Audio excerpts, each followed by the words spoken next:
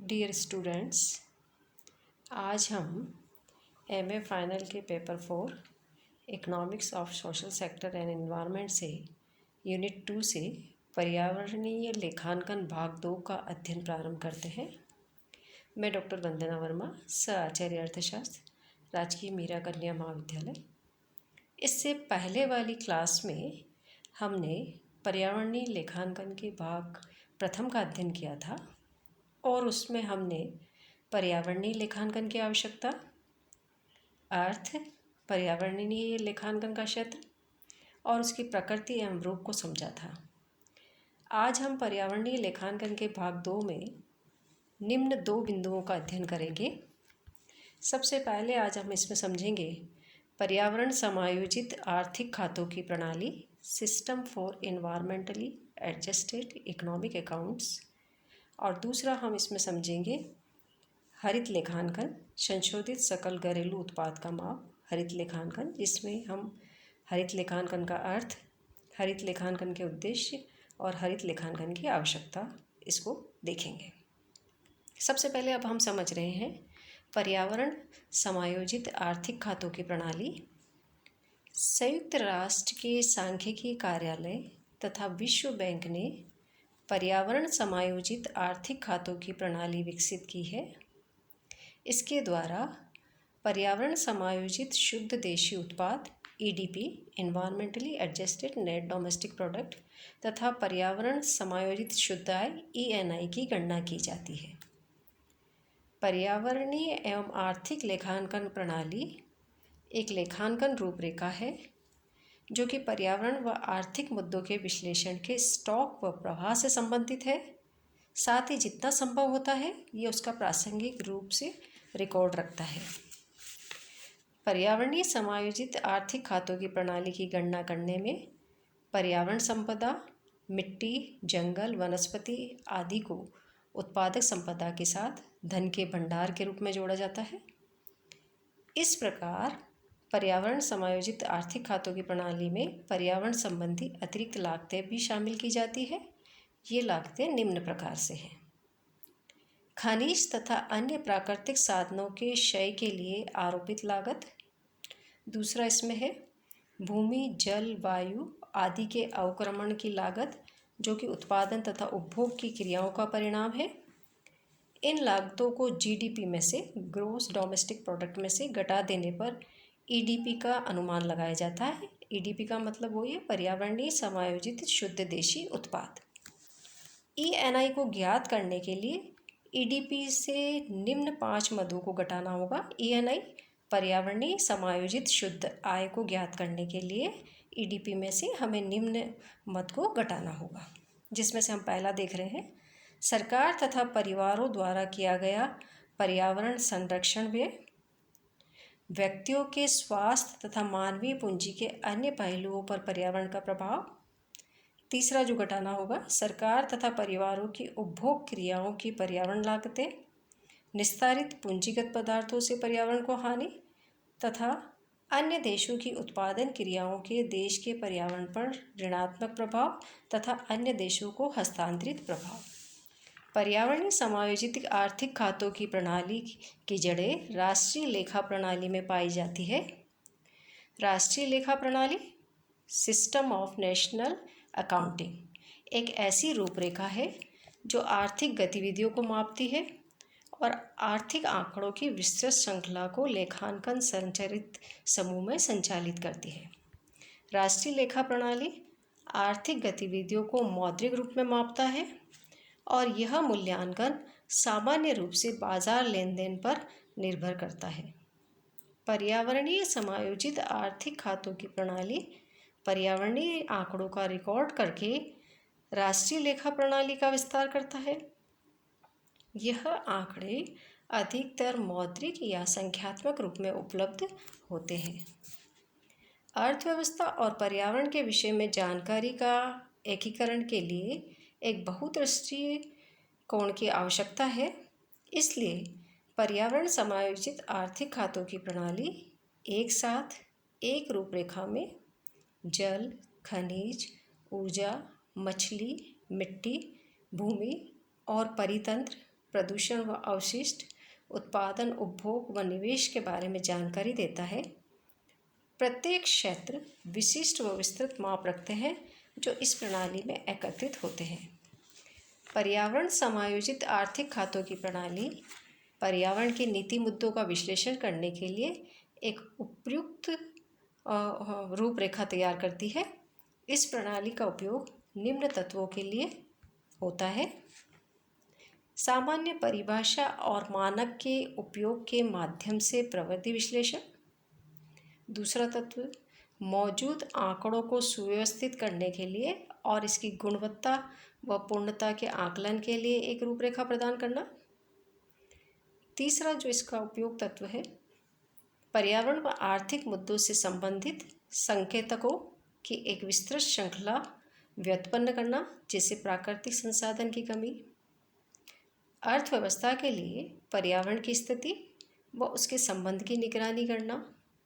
और अगला तत्व है प्राकृतिक संसाधन के लाभ व लागत को समझना कि कब और कहाँ ये प्राप्त हो रहे हैं। इस प्रकार यह पर्यावरण समायोजित आर्थिक खातों की प्रणाली थी। अब हम हरित लेखांकन के बारे में बात करते हैं। हरित लेखांकन का अर्थ, हरित लेखांकन का अभिप्राय उस व्यवस्था से है जिसमें उत्पादन एवं उपभोग की क्रियाओं के पर्यावरण पर पड़ने वाले प्रभावों को आर्थिक मापक राष्ट्रीय लेखा में शामिल किया जाता है। इसके अंतर्गत प्राकृतिक स्रोतों एवं पर्यावरण अवमूल्यन मतलब ह्रास को राष्ट्रीय लेखांकन में शामिल किया जाता है। इसलिए इसे कभी कभी पर्यावरण लेखांकन या प्राकृतिक स्रोत लेखांकन भी कहा जाता है।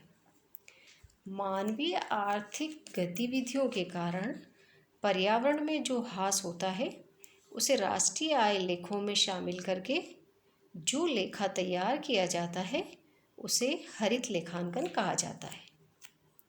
हरित सकल घरेलू उत्पाद ऐसा शब्द है जो कि बहुत अधिक प्रचलित है। अधिकतर इसका उपयोग संशोधित जीडीपी वृद्धि दर के रूप में किया जाता है। संशोधन के अंतर्गत अनवीकरणीय स्रोतों की कमी में सुधार के साथ साथ विभिन्न प्रकार के प्रदूषण के कारण जो पर्यावरण से की क्षति हो रही है उसमें भी सुधार को शामिल किया जाता है। आर्थिक गतिविधियों के कारण जो प्रदूषण हो रहा है और जिसके कारण परितंत्र सेवाओं को हानि हो रही है उसमें सुधार करना भी सम्मिलित है। उदाहरण हम इसमें देख रहे हैं, जब हम पेड़ों को काट कर फर्नीचर, दरवाजे, खिड़कियाँ अथवा कागज़ मिल से कागज़ बनाते हैं और उनके उत्पादों का मूल्य राष्ट्रीय आय लेखांकन में जोड़ते हैं। इसी प्रकार रासायनिक उद्योगों में रसायनों के उत्पाद का मूल्य राष्ट्रीय आय लेखांकन में जोड़ते हैं। किंतु पेड़ों के काटने से होने वाली पर्यावरणीय क्षति अथवा कागज़ के उत्पाद से पर्यावरण को पहुंचने वाली क्षति और रासायनिक उद्योगों से खतरा, जहरीली गैसों तथा रासायनिक तत्वों से उत्पन्न होने वाले पर्यावरण संकटों एवं खतरों को भी अगर राष्ट्रीय आय लेखांकन में शामिल कर लिया जाए तो ऐसी राष्ट्रीय आय लेखांकन व्यवस्था को हरित लेखांकन कहा जाता है। अब हम हरित लेखांकन के उद्देश्य देखते हैं। सबसे पहला उद्देश्य है पर्यावरण के अलगाव व विस्तार से संबंधित पारंपरिक खातों का प्रवाह व स्टॉक। पर्यावरण से संबंधित संपत्ति के प्रवाह व स्टॉक के अलगाव कुल व्यय का अनुमान लगाने की अनुमति देता है, जिसके परिणाम स्वरूप पर्यावरण को सुरक्षित रखा जा सके। इस अलगाव का उद्देश्य यह भी है कि सकल घरेलू उत्पाद के उस भाग की पहचान करें जो आर्थिक विकास के नकारात्मक प्रभाव की क्षतिपूर्ति करने के लिए आवश्यक लागत देता है। दूसरा उद्देश्य है भौतिक संसाधन लेखा व मौद्रिक पर्यावरणीय लेखा के बीच संपर्क। भौतिक संसाधन लेखा में प्राकृतिक साधन व उनके परिवर्तन के भंडार सम्मिलित होते हैं। इस प्रकार प्राकृतिक संसाधन लेखा पर्यावरणीय एवं आर्थिक लेखांकन प्रणाली के मौद्रिक स्टॉक व प्रवाह लेखों के भौतिक समकक्ष प्रदान करते हैं। पर्यावरणीय लागत व लाभ के मूल्यांकन तीसरा उद्देश्य है। पर्यावरणीय एवं आर्थिक लेखांकन प्रणाली लागत के संबंध में राष्ट्रीय लेखा प्रणाली का विस्तार करता है और उसका पूरक होता है। जैसे प्राकृतिक संसाधन का उत्पादन व मौद्रिक मांग में उपभोग व रिक्तीकरण, पर्यावरणीय गुणवत्ता में परिवर्तन, जो कि एक तरफ तो प्रदूषण व अन्य उत्पादन, उपभोग व प्राकृतिक घटना के प्रभाव के कारण होते हैं, व दूसरी तरफ पर्यावरणीय संरक्षण के द्वारा होते हैं। नेक्स्ट उद्देश्य है पर्यावरणीय समायोजित उत्पाद व आय के संकेतकों के मापन व विस्तार। प्राकृतिक संसाधनों और पर्यावरण की गुणवत्ता में परिवर्तन में लागत की कमी के विचार ने संशोधित समष्टि आर्थिक समुच्चय की गणना की अनुमति दी है, विशेष रूप से एक पर्यावरण की दृष्टि से समायोजित शुद्ध घरेलू उत्पाद पर। इस प्रकार यह हरित लेखांकन के उद्देश्य थे। हरित लेखांकन की आवश्यकता क्यों हुई? इसका शुभारंभ 80 के दशक के अंत में हुआ था, जो कि प्रत्यक्ष रूप से पर्यावरण से जुड़ा है।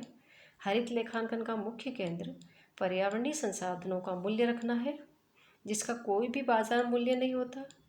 इन संसाधनों को राष्ट्रीय लेखा में शामिल करना है। यह एक स्थायी स्तर का माप है, जो कि प्राकृतिक संपत्ति के भंडार को बिना घटाए सुरक्षित किया जा सकता है। इसके लिए इसमें राष्ट्रीय लेखा की प्रणाली सिस्टम ऑफ नेशनल अकाउंट्स में सामंजस्य की आवश्यकता पड़ती है, जो कि प्राकृतिक संपत्ति के भंडार के रूप में किया जाता है। राष्ट्रीय लेखा प्रणाली में 3 कमियां हैं, जो इस प्रकार है। प्राकृतिक पूंजी के ह्रास को नज़रअंदाज करना, जैसे कि वन, मछली स्टॉक, खनिज इत्यादि। पर्यावरणीय नुकसान प्रदूषण के कारण होना। सिस्टम फॉर नेशनल अकाउंटिंग में पर्यावरणीय नुकसान के बाहरी प्रभाव के कारण रक्षात्मक व्यय को समाज के द्वारा वहन करना। राष्ट्रीय लेखा प्रणाली की इन कमियों को दूर करने के लिए यूनाइटेड नेशन ने पर्यावरणीय आर्थिक लेखांकन प्रणाली का विकास किया, जिसके 2 बिंदु थे। अपर्याप्त प्राकृतिक संसाधनों के रिक्तीकरण के लिए लेखांकन करना, पर्यावरणीय नुकसान व इसके संरक्षण के लिए लागत को मापना। अतः हरित शुद्ध घरेलू उत्पाद की गणना राष्ट्रीय उत्पाद के माप में बदल दी गई, जो कि प्राकृतिक संसाधनों की हानि की आर्थिक लागत में शामिल करती है और प्रत्यक्ष या अप्रत्यक्ष रूप से सेवाओं और वस्तुओं को उत्पादित करने के लिए काम में ली जाती है। इस प्रकार आज हमने पर्यावरण समायोजित आर्थिक खातों की प्रणाली और हरित लेखांकन को समझा। धन्यवाद।